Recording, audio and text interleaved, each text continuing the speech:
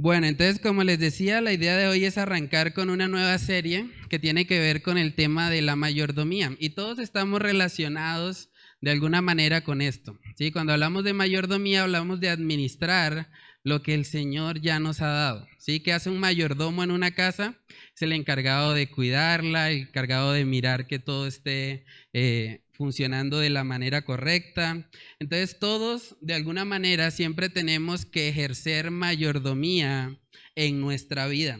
Entonces vamos a ver que a la luz de la palabra de Dios nosotros siempre estamos tomando decisiones respecto al manejo de nuestras finanzas, respecto al manejo del tiempo y también respecto al uso que hacemos de los dones y talentos que el Señor nos ha dado. Hay una clase de mayordomía en el librito de discipulado, los que ya lo cursaron saben que ahí está, pero la idea ahora es como hacer un zoom y mirar, bueno, todas las diferentes áreas de nuestra vida donde es importante ejercer esta mayordomía conforme a los principios bíblicos.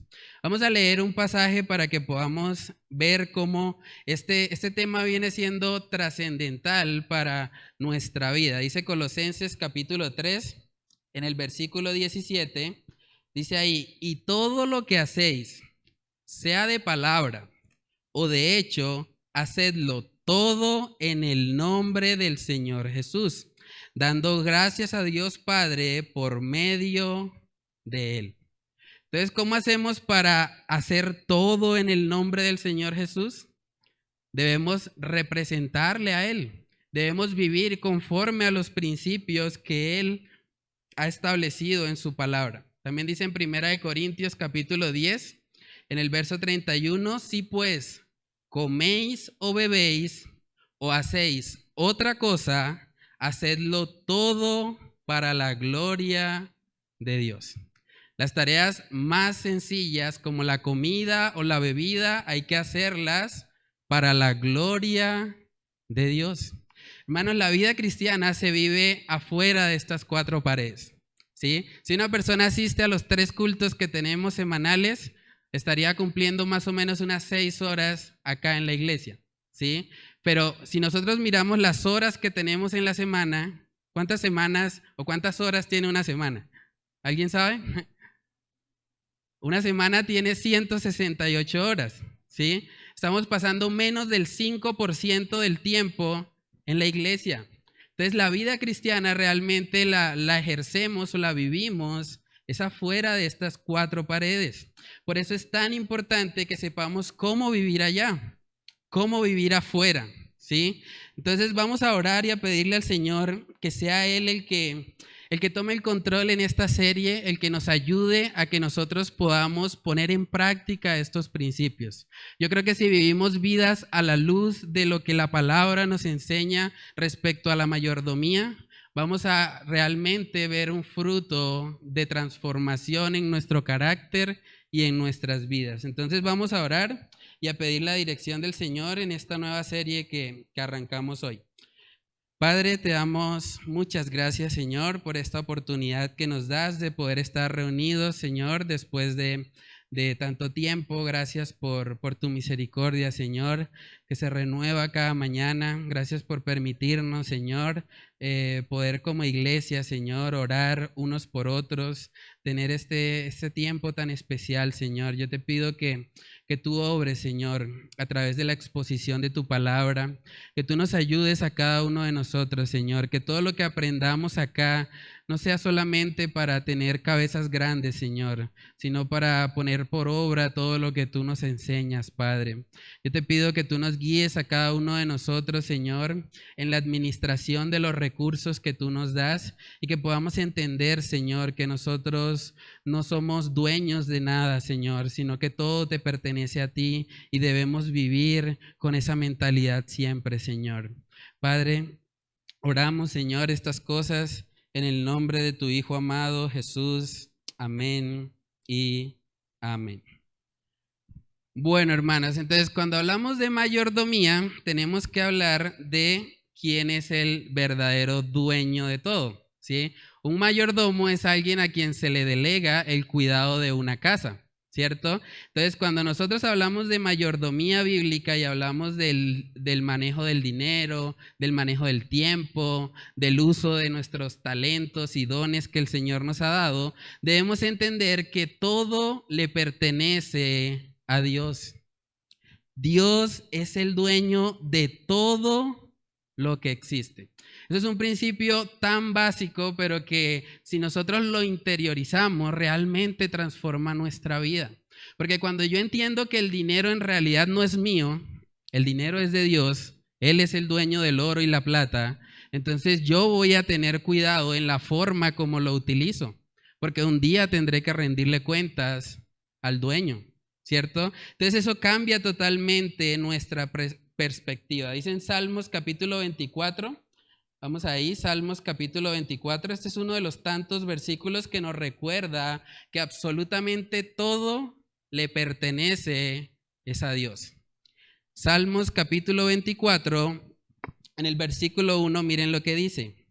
De Jehová es la tierra y su plenitud, el mundo y los que en él habitan.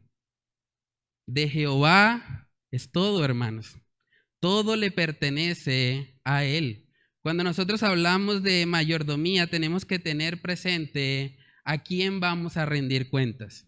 Porque todo le pertenece a Él. También dice en Colosenses capítulo 1, vamos ahí. Colosenses capítulo 1, en el versículo 16.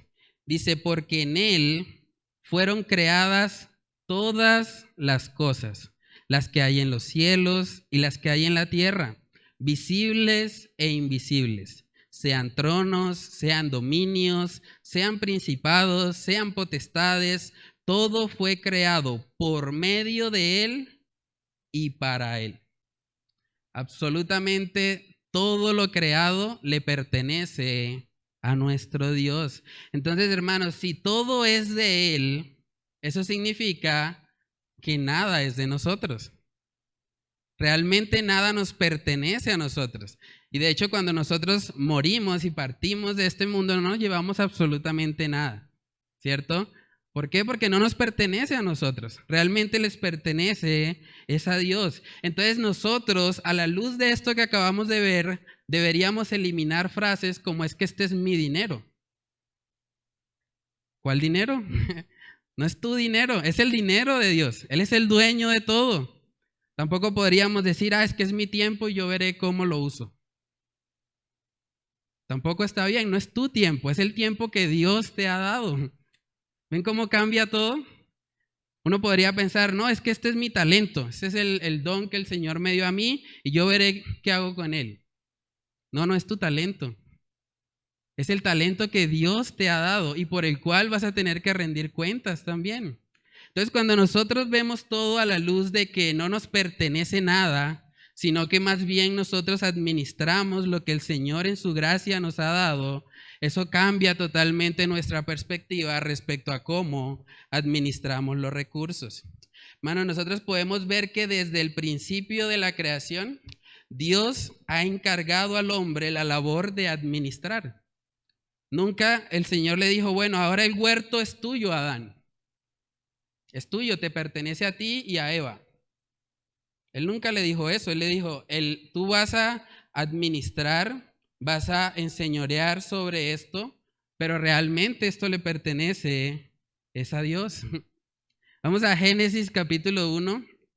Génesis capítulo 1, ahí vemos en el principio cuando el Señor creó todo, incluso antes de la llegada como tal del pecado. Dice Génesis 1 en el 27, y creó Dios al hombre a su imagen. A imagen de Dios lo creó. Varón y hembra los creó. Está hablando de los dos. Verso 28. Y los bendijo Dios. Y miren lo que les dijo. Fructificad y multiplicaos. Llenad la tierra y sojuzgadla. No usamos mucho esa palabra, pero sojuzgadla significa domina sobre ella. Somete la tierra bajo tus pies. Dice, y sojuzgadla y señoread en los peces del mar, en las aves de los cielos y en todas las bestias que se mueven sobre la tierra. Entonces el Señor crea al hombre y le dice, bueno, usted se va a encargar ahora de gobernar esto, usted va a tener ahora la potestad de señorearse incluso sobre los animales. Y al final Adán tenía que dar cuentas por eso. De hecho vemos que no fue un buen mayordomo porque él comió también del fruto prohibido y por ende el pecado entró en el mundo. Pero vemos que desde el principio el Señor estableció que el hombre y la mujer se encargaran de enseñorear, de ejercer mayordomía sobre lo que a Él le pertenece. Entonces, cuando nosotros entendemos eso y entendemos que todo le pertenece al Señor, que todo es para Él, vamos a ser más cuidadosos al momento de administrar lo que Él nos da. Porque un día tendremos que rendir cuentas por eso.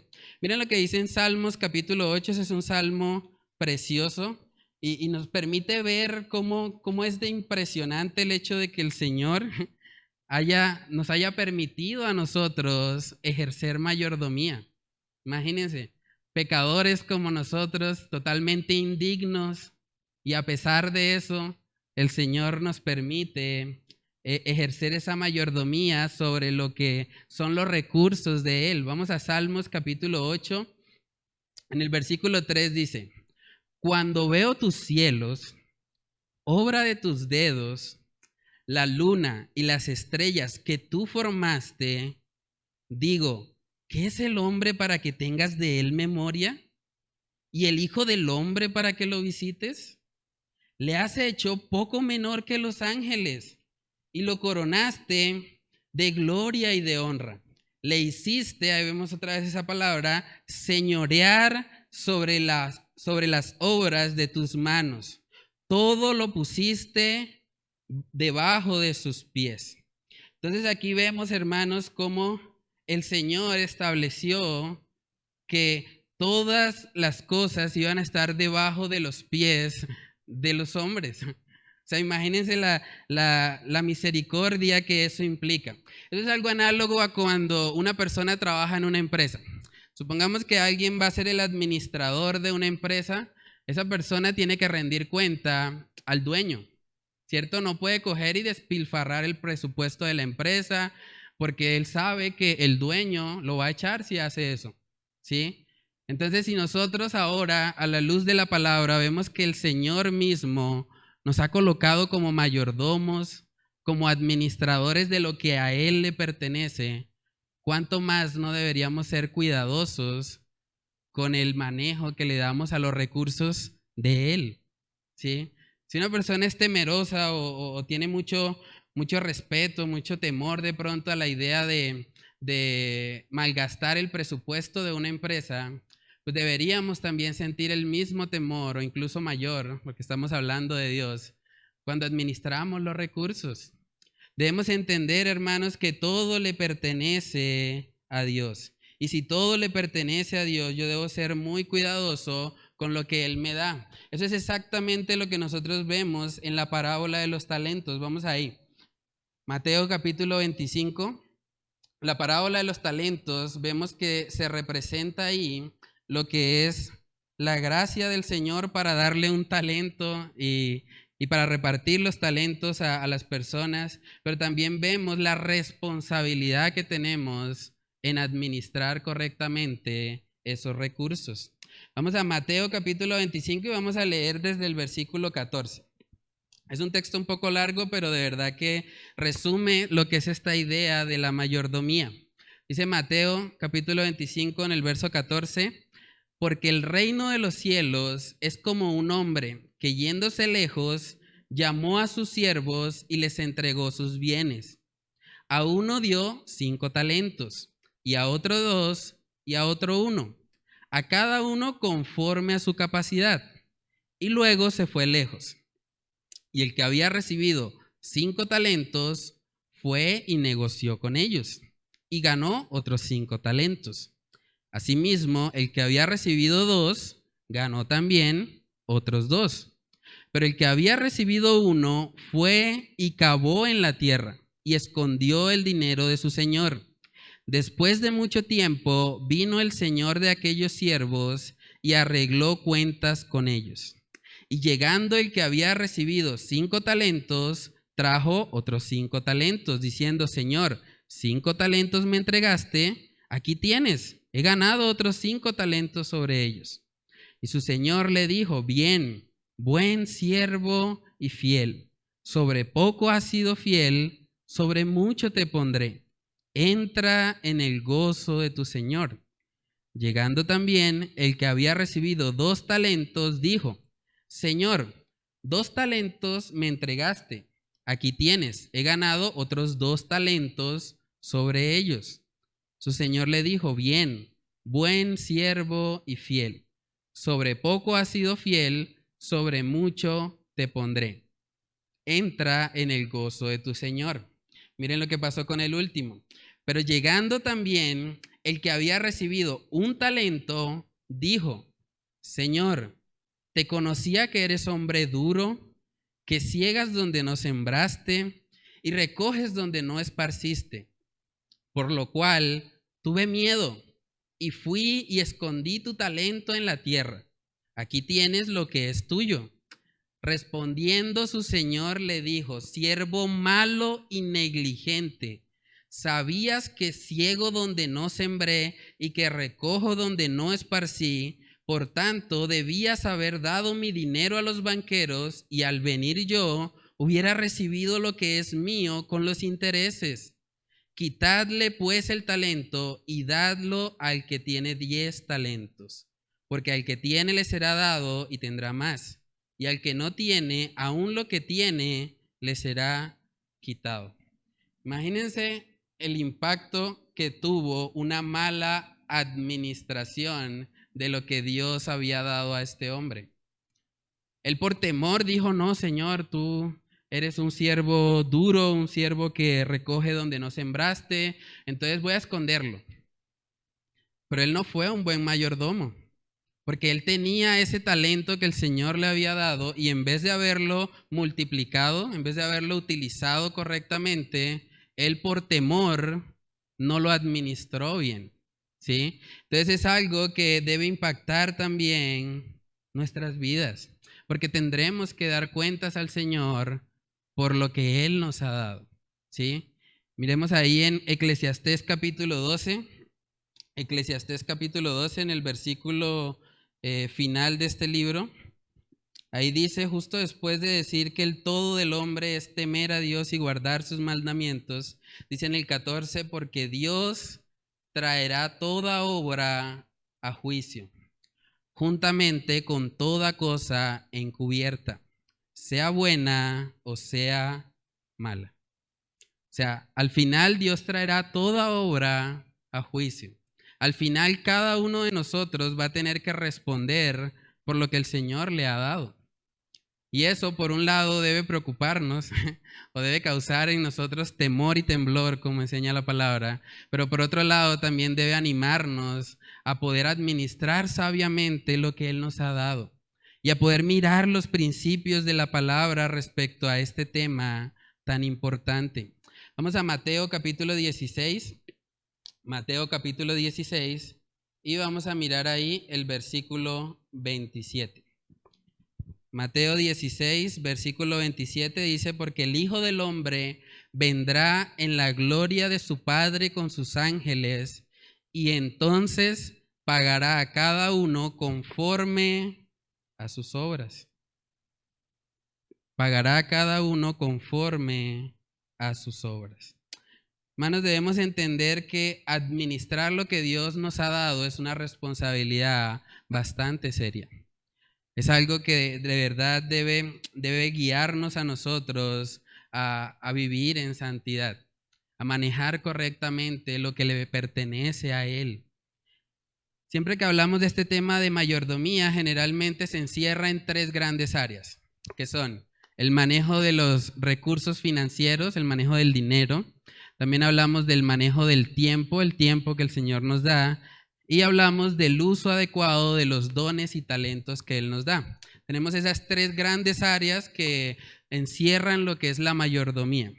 Vamos a empezar hablando justamente de lo que es el manejo del dinero. Yo creo que es algo que todos necesitamos y que en este tiempo de pandemia hemos visto realmente cómo las finanzas de muchas familias han sido golpeadas.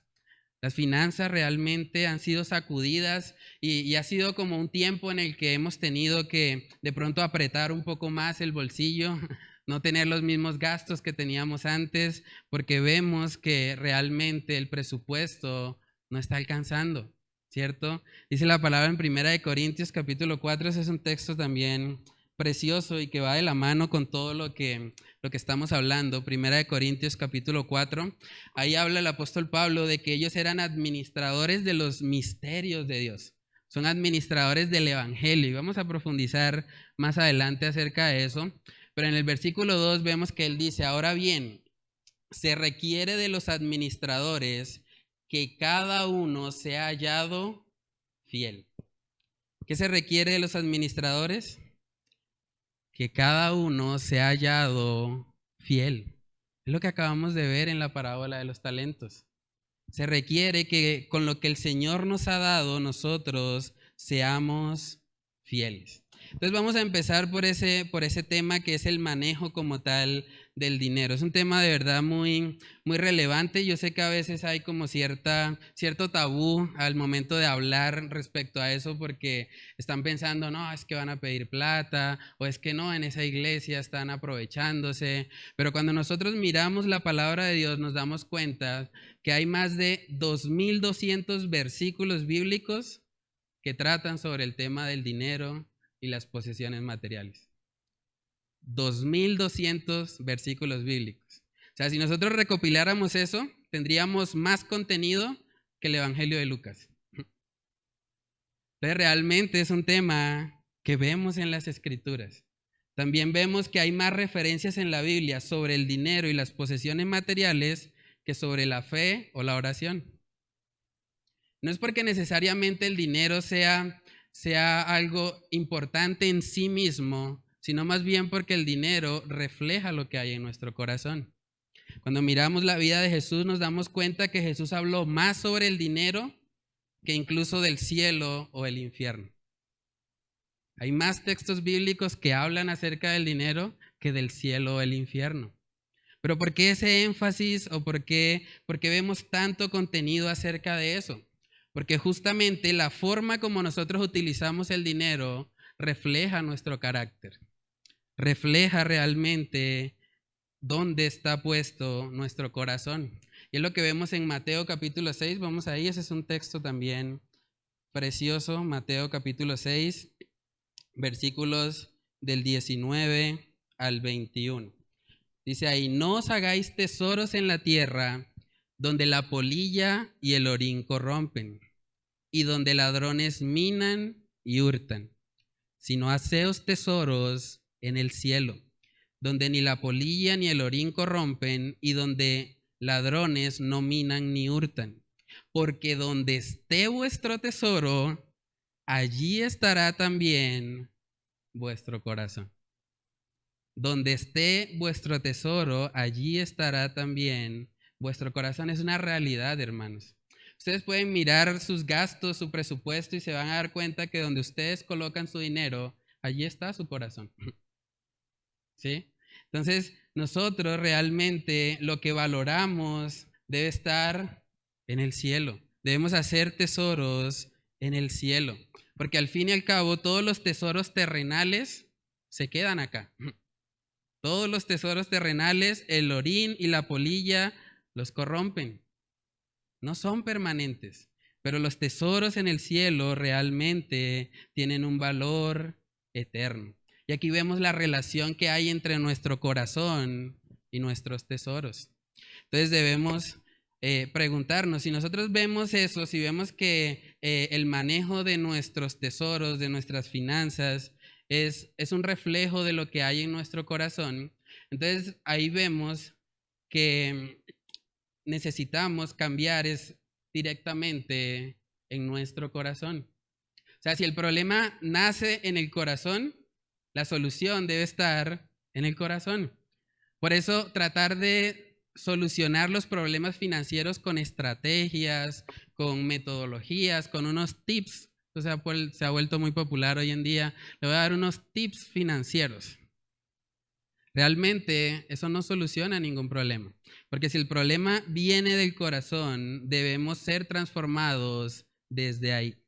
Hay una frase que dice, si el manejo de mis finanzas es un reflejo de lo que hay en mi corazón, entonces debo cambiar mi corazón para que mis finanzas glorifiquen a Dios. O sea, la necesidad más grande en este tema de la mayordomía del dinero no son las estrategias, no son las metodologías, realmente es el arrepentimiento. Es entender que lo que hacemos o cómo manejamos nuestro dinero refleja realmente nuestro carácter. Y por lo tanto, para representar a Dios, como veíamos al principio, nosotros necesitamos alinearnos con lo que Él ha establecido en su palabra. Hermanos, nosotros podemos ver incluso en la cotidianidad cómo el carácter muchas veces está relacionado con esa mala administración de las finanzas. Por ejemplo, el orgullo es algo que muchas veces desencadena una mala administración financiera. Porque si yo quiero aparentar y yo quiero mostrar que yo estoy en un nivel, en un estatus superior, entonces yo no puedo andar en un carro de gama baja. Y así yo no tenga para el carro de gama alta, pues voy y me endeudo porque mi prioridad es la apariencia, mostrarme. Que otros digan, uy, mire, cómo está ya el hermano de bien, uy, cómo le ha ido, no, qué bendición, ¿sí? Pero realmente es un problema de orgullo, ¿sí? Otra cosa muy común que vemos en el tema de las finanzas es la falta de dominio propio. Porque mucha gente termina comprando cosas que no necesita simplemente porque dice, no, es que estaba en promoción. No es que yo llegué allá al centro comercial y me dijo que era el último día de la promoción y que si no lo compraba ese día, mejor dicho, me iba a perder esa oportunidad.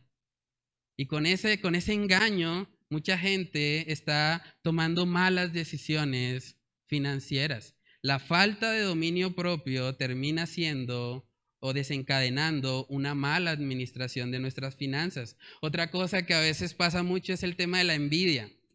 Entonces, no, es que el hermano anda en un carro más bonito y no, yo cómo voy a estar en un carro menor que el de él, no. Tenemos que estar ahí al mismo nivel. Entonces, así yo no tenga, voy y me endeudo porque pienso, no, tengo que estar al mismo nivel de él, ¿sí? Entonces, la envidia muchas veces llega a estar relacionada con los problemas también financieros. Vemos también la falta de contentamiento, es otro aspecto que es muy influyente en este tema de las finanzas. Mucha gente está tomando malas decisiones porque no está satisfecha con lo que el Señor le ha dado. Y por esa falta de contentamiento dice, no, yo tengo que tener más para ahora sí estar completo, ¿sí? Y por eso vemos que hay tantos problemas, tantas dificultades en este tema de las finanzas. Hermanos, debemos entender que el problema financiero es principalmente un problema del corazón. Un problema que requiere de nuestro arrepentimiento y de buscar ser conformados al carácter de Cristo Jesús. Decía el pastor Héctor Salcedo respecto a eso, dado que nuestro manejo financiero refleja lo que somos, la restauración de mis finanzas requiere más que estrategias, arrepentimiento. A veces cuando llegamos a un estudio así, de pronto era la expectativa de muchos de los que están aquí hoy, no, me van a dar allá los secretos, los tips para yo alcanzar el estatus financiero que yo quiero.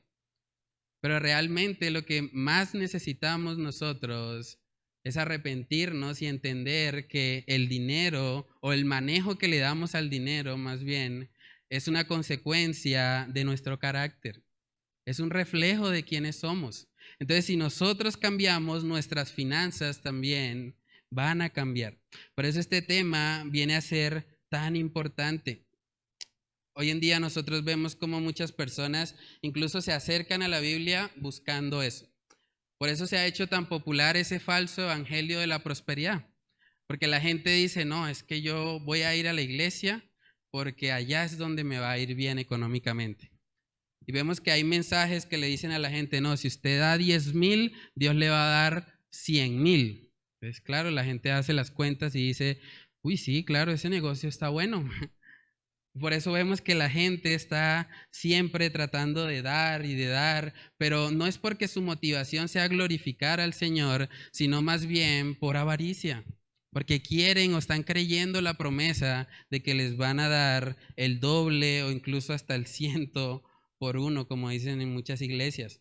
Hermanos, este tema del manejo del dinero es un tema de mucha trascendencia hoy en día y es un tema que nos concierne a todos.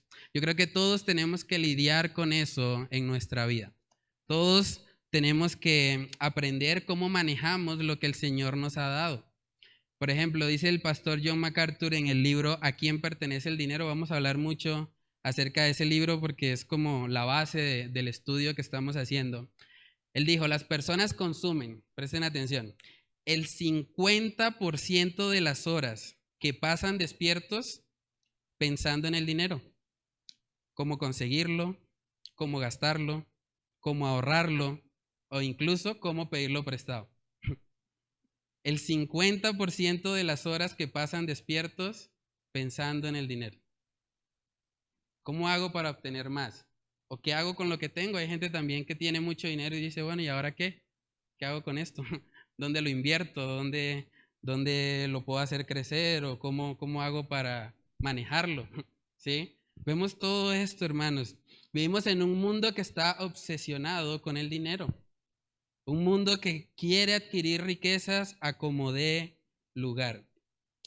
Pero hermanos, cuando nosotros nos vamos a la palabra de Dios, nos damos cuenta que el deseo del Señor y la razón por la que vemos tantos versículos bíblicos hablando acerca del dinero es precisamente porque Dios está más interesado en la condición de nuestro corazón que en la condición de nuestra cuenta bancaria. Dios está más interesado en nuestro corazón que en la condición de nuestra cuenta bancaria. Es una realidad. ¿Sí? El dinero en sí mismo no es el problema. El problema es el corazón pecaminoso. Y hoy por hoy vemos que hay muchos conflictos en los hogares por el uso del dinero. Porque vemos que incluso entre las parejas no pueden ponerse de acuerdo.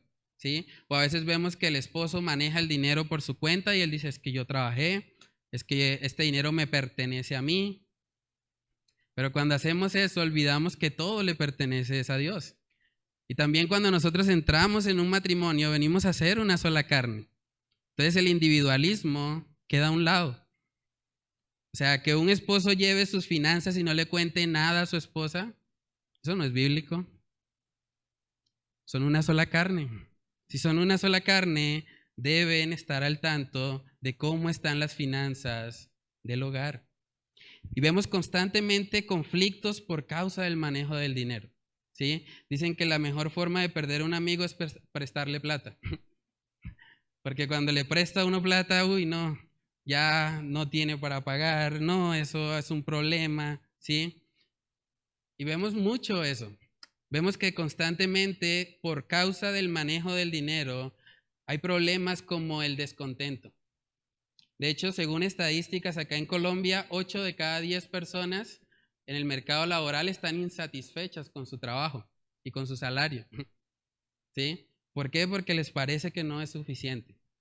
Entonces, el uso que nosotros estamos haciendo del dinero realmente es un reflejo de nuestro corazón. Otra consecuencia del manejo inapropiado del dinero es el temor. Hay mucha gente que vive en constante temor, dice, no, es que yo no sé qué va a pasar en el futuro. Y tengo miedo porque ya me he equivocado antes y como ya me he equivocado, entonces de pronto voy a cometer una embarrada también a nivel financiero. Algo también que vemos mucho es el descuido de la familia por ganar más dinero. Es una realidad que vemos en esta sociedad, tal vez más que en ninguna otra. Vemos que los hombres están trabajando en exceso.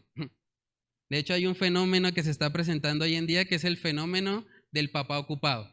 Incluso hay un cuento infantil, ustedes pueden buscarlo, donde habla acerca de eso, el fenómeno del papá ocupado. Entonces, ¿qué quiere decir eso?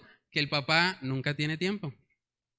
Y está el hijo y el hijo quiere pasar tiempo con su papá, quisiera de pronto que él le leyera un cuento, que fueran al parque, que compartieran, pero todo el tiempo él está pensando, no, es que tengo que trabajar, tengo que producir más dinero. Entonces este tema del dinero realmente es muy importante, hermanos. También vemos que hoy por hoy se conoce el estrés como la enfermedad del siglo XXI. Y uno pregunta las causas del estrés y casi todas están relacionadas con el dinero. Entonces, administrar adecuadamente los recursos que el Señor nos ha dado es algo que va a ayudarnos a todos en nuestros hogares. Es algo que nos va a transformar primeramente en nuestro corazón, porque como hemos hablado, es el manejo de las finanzas es un reflejo de nuestro corazón. Pero si nosotros hacemos eso, hermanos, realmente yo creo que van a haber familias más sólidas acá en la iglesia, aferradas a Cristo, entendiendo que todo le pertenece a Él y que por lo tanto nosotros debemos ser buenos administradores de lo que Él nos ha dado. Vamos a 2 de Timoteo capítulo 3. 2 de Timoteo capítulo 3 para ver ahí la importancia que tiene la palabra de Dios en todo esto. 2 de Timoteo capítulo 3 versos del 16 al 17 dice ahí, toda la escritura es inspirada por Dios y útil para enseñar, para redarguir, para corregir, para instruir en justicia, a fin de que el hombre de Dios sea perfecto, enteramente preparado para toda buena obra. Entonces, ¿dónde vamos a aprender cómo se manejan adecuadamente los recursos? Acá, en el libro del dueño de todo, en el libro del dueño del oro y la plata. Él es el que nos va a enseñar cómo administrar lo que Él mismo creó. En este tema de las finanzas, hermanos, es muy importante que no seamos sabios en nuestra propia opinión. Hay personas que toman decisiones financieras sin consultarlo con nadie. Hacen todo porque les pareció, porque era lo correcto en el momento. Y después vienen las consecuencias de esas malas decisiones. Pero debemos entender que el Señor ha puesto líderes también en la iglesia con el objetivo de que nos puedan aconsejar en esas áreas. Vamos a Proverbios capítulo 3. Proverbios capítulo 3, versículos del 5 al 7. Dice ahí, fíate de Jehová de todo tu corazón y no te apoyes en tu propia prudencia. Reconócelo en todos tus caminos y Él enderezará tus veredas. No seas sabio en tu propia opinión. Teme a Jehová y apártate del mal. ¿Ven el peligro de hacer las cosas impulsivamente, simplemente porque nos pareció, porque era nuestra propia opinión? Es importante, hermanos, que entendamos que la vida cristiana se vive a la luz de las Escrituras.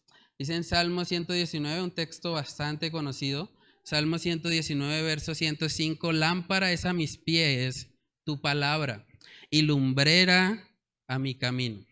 Entonces, esta palabra, hermanos, nos enseña cómo caminar, nos enseña el camino. Entonces, si nosotros queremos ser sabios en la administración de los recursos, tenemos que ir a ella.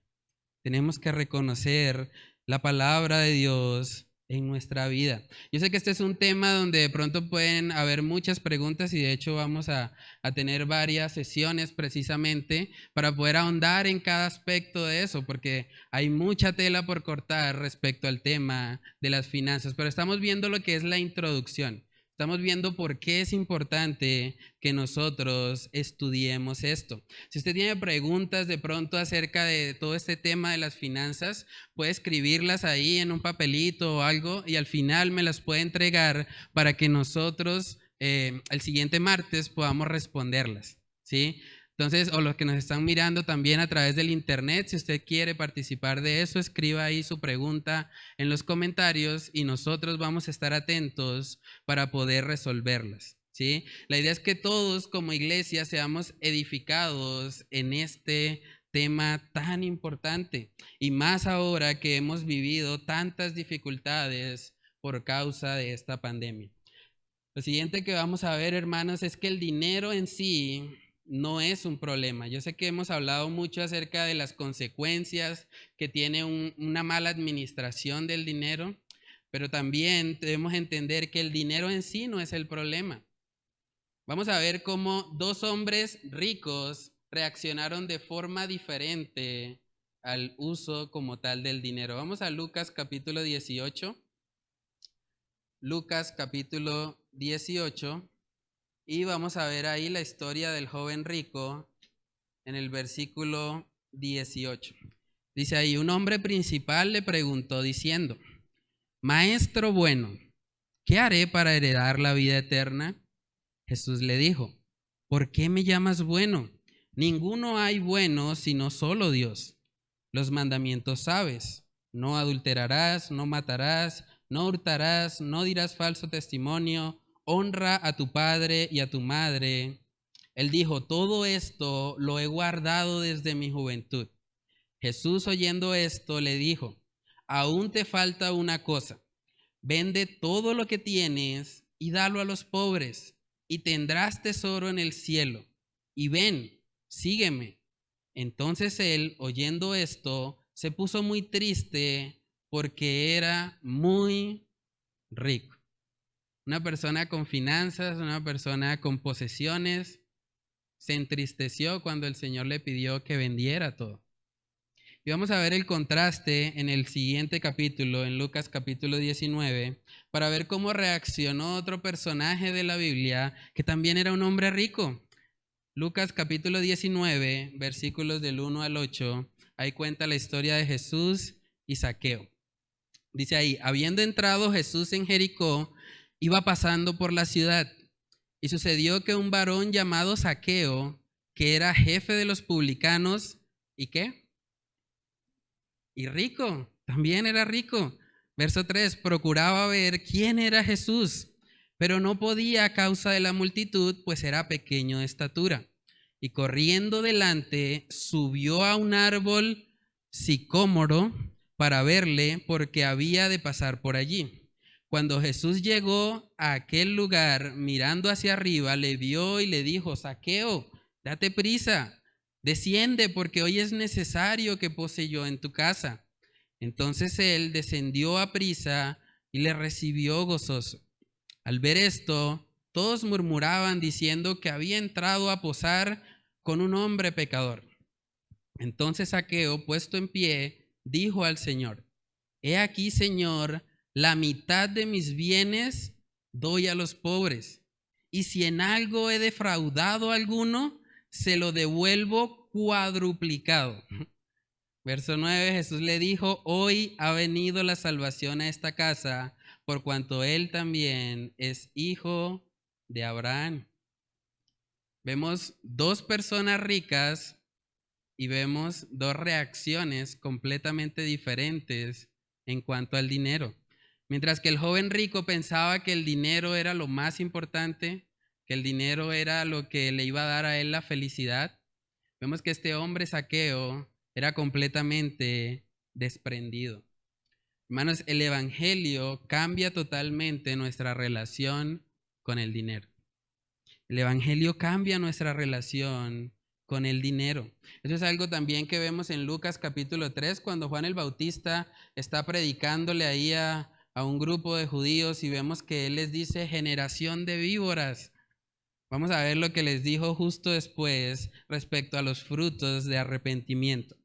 Lucas capítulo 3, versículos del 8 al 14 dice, haced pues frutos dignos de arrepentimiento, y no comencéis a decir dentro de vosotros mismos, tenemos a Abraham por padre, porque os digo que Dios puede levantar hijos a Abraham aún de estas piedras. Y ya también el hacha está puesta a la raíz de los árboles. Por tanto, todo árbol que no da buen fruto se corta y se echa en el fuego. Y la gente le preguntaba diciendo, entonces, ¿qué haremos? Y respondiendo les dijo, el que tiene 2 túnicas, dé al que no tiene. Y el que tiene de comer, haga lo mismo. Vinieron también unos publicanos para ser bautizados y le dijeron, maestro, ¿qué haremos? Él les dijo, no exijáis más de lo que os está ordenado. También le preguntaron unos soldados diciendo, ¿y nosotros qué haremos? Y les dijo, no hagáis extorsión a nadie, ni calumniéis, y contentaos con vuestro salario. ¿Pueden ver cómo todos los frutos de arrepentimiento estaban relacionados con el manejo de las posesiones? Al soldado que estaba ahí le dice, usted no haga más extorsión, ni calumnie, conténtese con su salario. Al otro que estaba ahí, de los publicanos, también le dijo, no exijáis más de lo que os está ordenado. ¿Qué hacían los publicanos? Ellos tomaban generalmente de los impuestos. Y también le dijo a la gente que le preguntaba, el que tiene 2 túnicas, dele una a su compañero. Todos los frutos del arrepentimiento estaban relacionados con la forma como manejaban sus posesiones. Entonces, hermanos, la forma como nosotros administramos lo que Dios nos ha dado es un reflejo también de nuestro arrepentimiento. Es un reflejo de que el Evangelio ha transformado nuestra vida. Dice Primera de Timoteo capítulo 6, ahí habla acerca de los ricos, porque también debemos entender que no hay nada malo, no hay ningún pasaje bíblico que prohíba la riqueza. Pero sí vemos que cuando la palabra habla a los ricos, les pide que sean generosos en buenas obras. Vamos a verlo. Primera de Timoteo capítulo 6, versículos del 17 al 19. Primera de Timoteo 6, del 17 al 19, dice, a los ricos de este siglo manda que no sean altivos, ni pongan la esperanza en las riquezas, las cuales son inciertas, sino en el Dios vivo, que nos da todas las cosas en abundancia para que las disfrutemos, que hagan bien, que sean ricos en buenas obras, dadivosos, generosos, atesorando para sí buen fundamento para lo porvenir, que echen mano de la vida eterna. No dice que los ricos debían vender todo lo que tenían, no, pero debían ser generosos, debían echar mano de la vida eterna, debían poner su esperanza no en las riquezas que son inciertas, sino en el Señor. Hermano, la realidad es que tanto la abundancia como la escasez pueden llegar a la vida de un creyente. Es una realidad y tenemos que estar preparados para eso, porque probablemente van a llegar las verdes y las maduras, como dice el dicho, ¿sí? Va a haber tiempo de abundancia y va a haber también tiempo de escasez. Y vemos que incluso en la vida del apóstol Pablo, él experimentó eso. Vamos a Filipenses capítulo 4, versículos del 10 al 12, para ver cómo el apóstol Pablo nos enseña que incluso un creyente puede pasar por situaciones bastante difíciles financieramente. Filipenses capítulo 4, versículos del 10 al 12, dice ahí, en gran manera me gocé en el Señor de que ya al fin habéis revivido vuestro cuidado de mí, de lo cual también estabais solícitos, pero os faltaba la oportunidad. No lo digo porque tenga escasez, pues he aprendido a contentarme cualquiera que sea mi situación. Miren lo que dice el 12, sé vivir humildemente y sé tener abundancia. En todo y por todo estoy enseñado, así para estar saciado como para tener hambre, así para tener abundancia como para padecer necesidad. El apóstol Pablo está hablando de padecer necesidad, de tener hambre. Una vez alguien me decía, no, es que un verdadero cristiano nunca pasa hambre. Entonces hay que decir que el apóstol Pablo no era un cristiano, porque aquí vemos que él está diciendo que él está entrenado para estar saciado como para tener hambre. Es una realidad, hermanos. La economía es algo que siempre va en ciclos, ¿sí? Hay tiempos en los que estamos arriba, que está bien todo, y hay tiempos en los que hay escasez. Pero ¿cuál debe ser nuestra reacción ante esos cambios? Debe ser contentamiento. Dice ahí la palabra en Filipenses 4:11, he aprendido a contentarme. He aprendido. No es algo natural en nosotros contentarnos cuando hay escasez, cuando hay dificultad, pero sí podemos aprender, así como el apóstol Pablo, a contentarnos cualquiera que sea nuestra situación. Yo quiero hacerles algunas preguntas para que ustedes puedan examinarse respecto a esto que estamos hablando de las finanzas. Voy a hacerles una serie de preguntas para que cada uno esté meditando. Y son preguntas que vamos a ir resolviendo a lo largo de la serie, pero que quiero que ustedes mismos empiecen a meditar en eso. La primera pregunta dice, ¿estás contento con las finanzas que Dios te ha dado?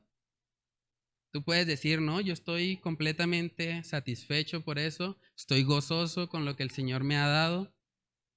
Segundo, ¿estás dispuesto a pecar para obtener más dinero?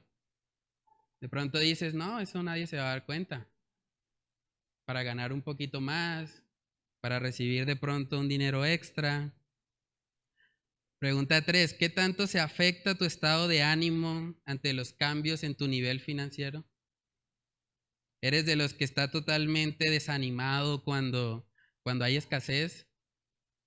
¿O eres de los que solamente se te ve gozoso cuando estás en abundancia? Preguntémonos también del 1 al 10, ¿qué tan generoso eres con el dinero que Dios te ha dado? La generosidad es una forma de examinar nuestro corazón respecto a las finanzas. ¿Qué tan generosos estamos siendo? Y la última pregunta que tiene que ver con lo que estamos hablando de mayordomía, si el dueño de todo lo que existe te pidiera cuentas hoy de tus finanzas, ¿serías considerado un mayordomo fiel o un mayordomo infiel? Si el dueño de todo te pidiera cuentas hoy, ¿cómo están tus finanzas? ¿Tú serías un mayordomo fiel o serías más bien un mayordomo infiel? Hermanos, una buena oración que podemos hacer y que personalmente ha sido muy edificante para mí, la vemos en Proverbios capítulo 30, porque ahí vemos cómo el autor del libro de Proverbios reconoce que es difícil vivir en los extremos, es difícil vivir en escasez y también es difícil vivir en abundancia. Mire lo que él dice en Proverbios capítulo 30, versículos del 7 al 9. 2 cosas te he demandado, no me las niegues antes que muera. Vanidad y palabra mentirosa, aparta de mí. Miren lo que dice, no me des pobreza ni riqueza, manténme del pan necesario. No sea que me sacie y te niegue y diga quién es Jehová, o que siendo pobre hurte y blasfeme el nombre de mi Dios. Me encanta la humildad de este hombre. Le está diciendo, Señor, yo no quiero estar en una situación de pobreza, tampoco me interesa llenarme de riquezas porque yo sé que en ambos extremos me puedo desviar. Manténme del pan necesario. Dame lo que necesito, Señor, para que yo no blasfeme tu nombre. Hermanos, este tema de las finanzas es algo que nos permite ver dónde está nuestro corazón. Es algo que nos permite ver dónde están nuestros tesoros. Si tenemos nuestros tesoros acá en la tierra o si los tenemos en el cielo. Y tal vez alguno de ustedes pueda haber venido hoy acá pensando, bueno, voy a ir a aprender cómo solucionar mis problemas financieros. Pero a la luz de la palabra hay un problema mayor que cualquier problema financiero. Un problema que es mucho peor y es el problema del pecado. El problema del pecado, hermanos, tiene consecuencias eternas. Cualquier problema financiero se acaba con la muerte. Pero cuando hablamos del problema espiritual que tenemos por causa del pecado, eso sí es un problema serio. Ese es un problema que realmente necesitamos solucionar hoy.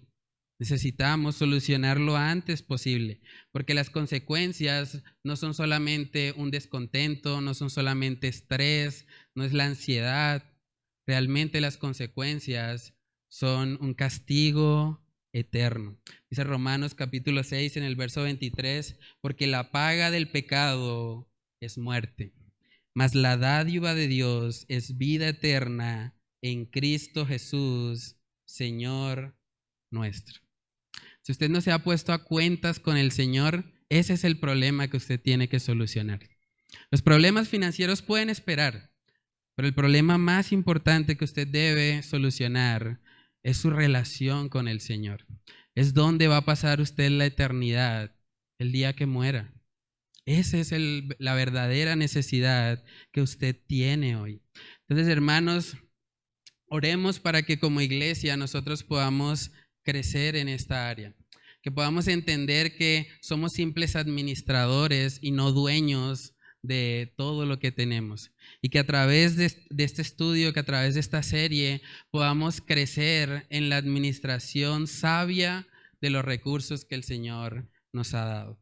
Entonces vamos a orar y a pedir al Señor que sea Él obrando en nuestros corazones respecto a este tema tan importante. Padre, te damos muchas gracias, Señor, por este tiempo. Gracias por tu misericordia, Señor.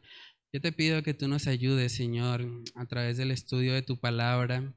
Ayúdanos a entender, Señor, que nada realmente nos pertenece a nosotros, que solo somos mayordomos, Señor, de lo que tú nos das. Yo te pido que obres, Señor, en nuestros corazones, porque primeramente los problemas financieros, Señor, son un problema de nuestro corazón, son un problema de nuestro carácter.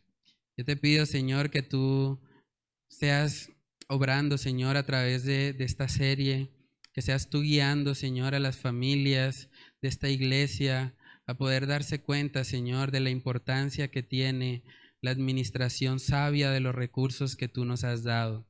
Ayúdanos a entender que un día tenemos que dar cuenta, Señor, por todo lo que tú nos has dado aquí en la tierra. Yo te pido, Señor, que tú obres a través de este estudio, a través de esta serie, Señor, y que todos como iglesia, Señor, podamos crecer en el manejo adecuado, Señor, de lo que tú nos has dado. Danos sabiduría, Señor, guíanos para que podamos crecer cada día más, Señor, en tu gracia y en el conocimiento de tu palabra, y que podamos poner por obra, Señor, todo lo que aprendamos, Señor, en esta serie. Padre, oramos, Señor, todas estas cosas en el nombre de tu Hijo amado, Jesús. Amén y amén.